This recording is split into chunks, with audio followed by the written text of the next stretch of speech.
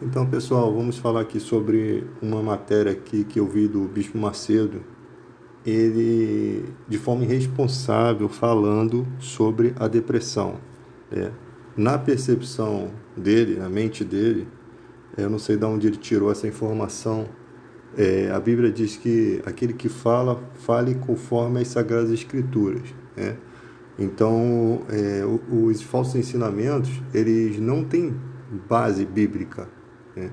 Então, quando você se baseia na Bíblia para falar alguma coisa, ainda assim tem que ser verificado o que a pessoa está ensinando.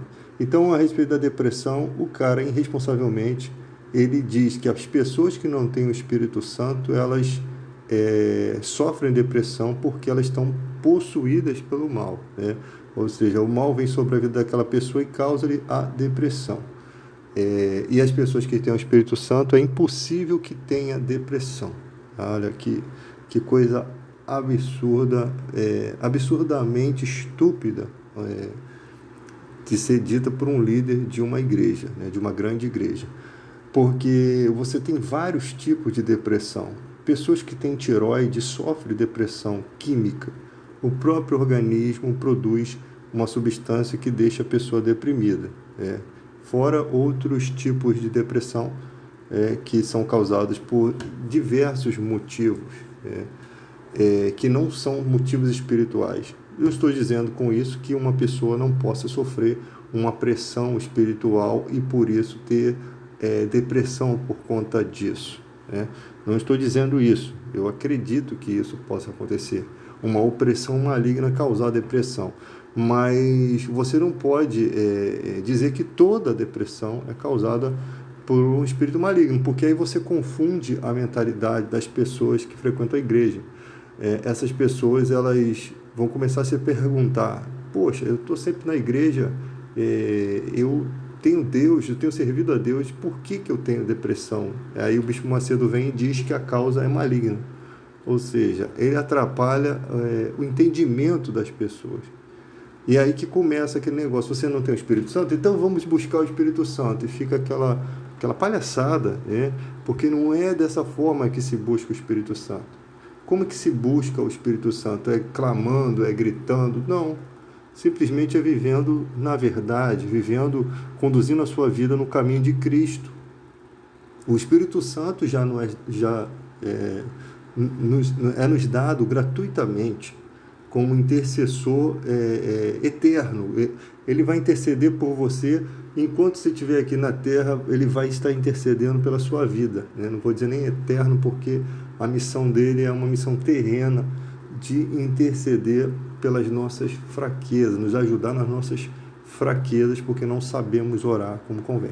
Isso sim tem base bíblica, né? Então, irresponsavelmente, o Bispo Macedo dá uma declaração dessa, inútil, né? Uma declaração totalmente absurda, até porque então o Espírito Santo, ele ora por mim, intercede pela minha fraqueza, e a depressão não é uma fraqueza? Então, o que está acontecendo, né?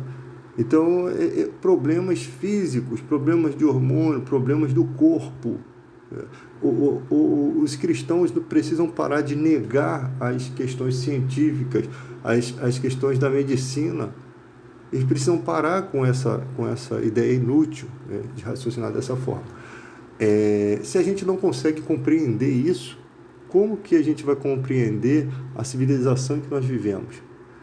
Daí está a questão. Eu tinha feito um vídeo antes, um pouco mal criado, mas eu decidi apagar e vou continuar falando a respeito disso. O que é a igreja do século XXI? O que é a igreja de hoje? A igreja de hoje, ela é constituída de um monte de pessoas bem intencionadas, pessoas que querem viver a verdade, um monte de pessoas confundidas pela verdade, pelas mentiras que pregam, que confundem o entendimento, e as pessoas ficam acreditando que aquilo é verdade, né? E as pessoas que se dizem cristãs, mas não frequentam a igreja, não lê Bíblia, não pregam, não têm dons do Espírito para que demonstre o cristianismo na vida dela. Então, no meio dessa confusão toda, essa bagunça toda, tem os aproveitadores. Quem são os aproveitadores? Presta atenção nisso, amigos.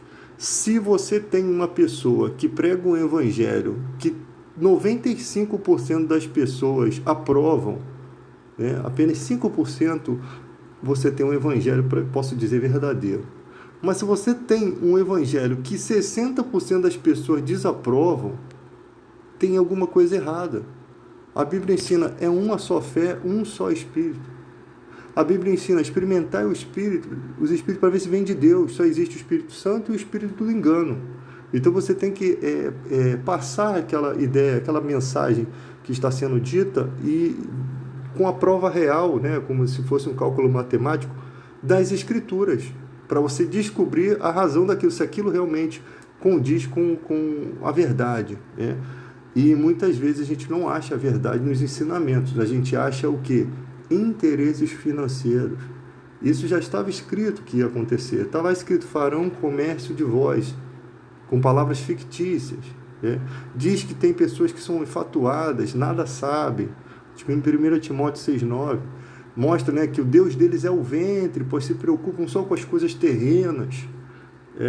Então, você vê que desde aquela época já se encontrava, né, os medíocres da fé. E nos dias de hoje, o que um medíocre na fé estaria fazendo? Com certeza, qual é o objetivo dele? Dinheiro, poder, né? Por que dinheiro e poder? Porque se você tiver dinheiro e você não tiver influência, se você fizer uma cagada, ou se alguém da tua família fizer uma cagada na vida, uma cagada braba, não vai ter juiz para te proteger, não vai ter delegado para te proteger, não vai ter foro privilegiado para te proteger. Então, eles querem dinheiro e eles precisam do poder, porque o dinheiro traz muitos aborrecimentos, né? Até porque tem muita gente que não sabe viver bem com o dinheiro, né? E imagina o líder espiritual, que ele tem que manter uma imagem de um bom samaritano, né? De um cara articulador, um cara que está pregando ali santidade, vivendo nada daquilo. Em casa deve ter várias garrafas de uísque, charuto, e mesmo que não tivessem essas coisas, você pode ser uma pessoa que vive corretamente, não trai sua mulher, você não bebe, não fuma, não cheira, não fala mal da vida dos outros, e você pode ser um falso profeta, desde que aquilo que você prega não condiz com a verdade. Então, integridade não significa literalmente que você é um pregador da verdade, né? Assim como também pessoas que podem pregar a verdade e viver no engano, viver uma mentira, cometer um ato desaprovado eternamente pela humanidade. Então, não existe essa perfeição com que as pessoas acham, né? Todo mundo tem falhas, todo mundo tem erros. Agora, se você tem um mau caráter de pregar um evangelho falso, isso é um dos piores, é o pior pecado, porque você está blasfemando contra o Espírito Santo. Você pregar uma mentira sabendo a verdade. Você tem certeza absoluta de que aquilo que você está pregando não tem nada a ver com Bíblia. Esse cara que faz isso, eu acho que nem um arrependimento ele consegue achar. É exatamente isso que as Escrituras falam, quando alguém abandona a verdade e depois não consegue encontrar o arrependimento, porque ela já está abandonada a si mesma. Então, se ela já está se ela já está numa canoa furada, né? O que falta ainda? Com o que ela vai se preocupar? Se ela já está abandonando Deus, o que ela mais tem que dar conta a Deus, sabe? Se ela sabe que está perdida.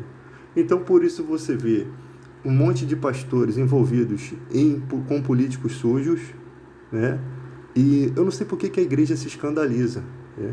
Se você pegar aí partidos que se identificam com cristão, você vai ver muita sujeira. Você não vê... Gente, pensa comigo, se você tivesse evangélico do nível de Zaqueu, evangélicos, cristãos autênticos na política, é o que eu sei que tem, não estou falando que não tem, que são poucos. Se você tivesse um partido totalmente cristão, né? Não vou dizer que não vai haver erro, não vou dizer que não vai ter ninguém que traia a mulher ali, mas o partido em si, ele está lutando pela causa do povo, ele está lutando pela verdade. Gente, isso no quadro político atual, isso seria... eles seriam mortos, eles seriam... acusados de coisas que não fizeram e realmente iriam perseguir, inventar histórias fazer armadilhas para ele, colocar situações para que eles caiam, ia ser uma guerra, porque você, como se você botasse o fermento no meio da massa, vai levedar toda a massa, e isso não acontece. Pelo contrário, eles são massa, eles fazem parte, eles não tem nada de fermento ali, eles fazem parte da sujeirada toda, né? E por que vocês se escandalizam quando vê um pastor preso, ou um pastor pedófilo, né? Que já teve muitos aí que apareceu aí com relação com menina de 15 anos e ficou por isso mesmo. E então, não se escandalize, por quê? Porque no quadro atual, no cenário atual, o Brasil não tem representação evangélica, não tem nenhuma. E eu estava até falando isso, que eu fiz uns vídeos antigos, meu canal do YouTube está quase sendo bloqueado aí, porque eu já recebi bloco de Record, de Universal, porque, né, postei coisas do vídeo a respeito deles. A gente não tem uma liberdade de falar o que a gente tem que falar, então eu vou acabar perdendo o canal, mas eu tenho 5 canais aí que eu vou ter as informações guardadas sempre, né? E eu não me preocupo com o número de inscritos, de visitas, essas coisas todas, eu não tenho essa preocupação. A Bíblia diz: pregai a tempo e fora de tempo e aproveitar as oportunidades. Então é isso que eu vou fazer. Então, gente, nós temos